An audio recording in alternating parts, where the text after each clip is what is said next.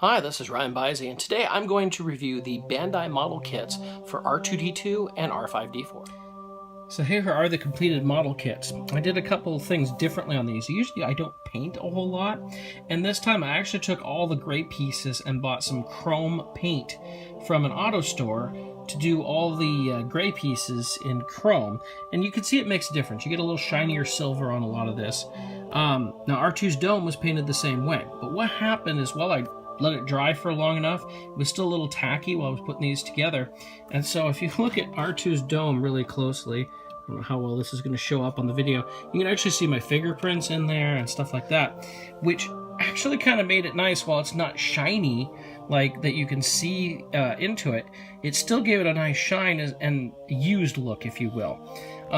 Overall, with the silver detail, I'm very impressed with how much that lent to the figure, because if you've watched my videos before, you know I've actually done R2 before, because there was an R2 that came with a BB-8 as well.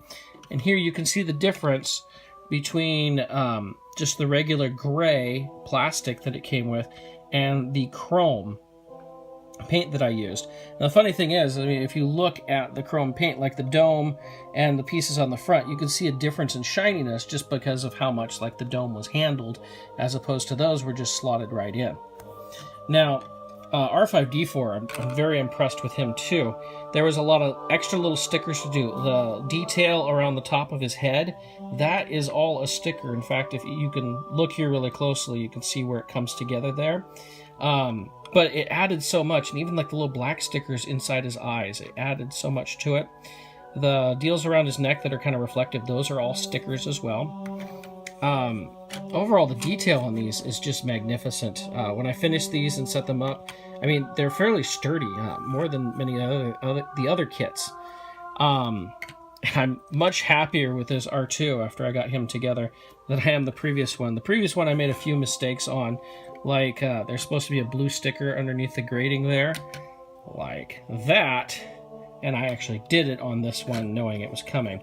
So it was kind of nice to be able to fix some of the mistakes that I made on previous ones. The interesting thing as I see is the new one that I got, although I think it's actually older, that came with R5-D4 is actually a little bit yellowed as to compared to this one, which is very white. However, I think this one looks a little bit more realistic, and this looks more model or toy, if you will. Now, of course, pulling these out, we have to compare them to the Hasbro Black Series. So let's put in the Black Series here. And one of the big differences you notice right away is how big that foot is. Now, of course, on the Black Series, you have to turn the heads to move the feet up and down. On these, you actually just pull the head off and shove it in. If you want to see how that works, you check out my video for R2-D2 and BB-8. I did show it in that. But as you can see, like the detail on these model kits comes out so much more than the toys. And of course, yes, they're model kits.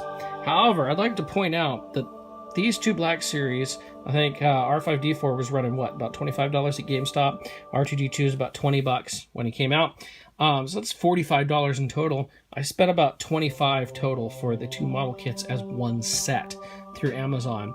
I do recommend these. Like I said, all I did was chrome paint them and let it sit. I still got, you know, not everything's as shiny, but it gets a little bit more of that used look. Be ready to put on decals in fine detail on these, just to make it look really good. But like if you even look at the wires on the feet and everything, there's so much good detail on these. Now the bodies of R2 and R5 are exactly the same, only the R5 has the red parts here. So these are actually decals that go down here. Everything else is still the same. It's just the heads that are really different on these. You'll notice, I mean, most of us have done this for years, but even some of the blue parts are still the same in there. I do recommend these model kits. I've had them sitting here for a couple days. I'm really impressed with how good they look. And when especially you start comparing it to the Black Series, which I thought that Black Series R5-D4 especially looked really good. And you just see the huge difference, and yet these model kits are cheaper, and you get a little bit more time out of them to work on them and enjoy that process. So I do recommend these if you like putting together models. Now they're going to take a little bit of time and patience, you know, cutting and snipping of trees, model trees. Like I said, I did the chrome paint on these, which made a little bit of a difference too. The stickers are very precise. You have to be ready to get into intricate detail. Like I said, on the eyes here on R5-D4, those are little tiny stickers inside there. The red stripe is all of those little squares on his neck are all stickers. Some of the red is stickers. On R2, I actually did something I hadn't done before. Those blue around that little middle piece is also a sticker. There's a sticker there, the blue part that goes around there, and then there's a black sticker that goes around his socket there. So there's lots of little stickers that you have to put in place to make it work. And there's even like that tiny little sticker inside there. And you have to be ready to do that. It does take a lot of patience and work with it, but it comes out so well, it's worthwhile. I would recommend both of those, like I said. The black stickers aren't bad. It's actually cheaper to do the model kits and enjoy the time you get to put them together.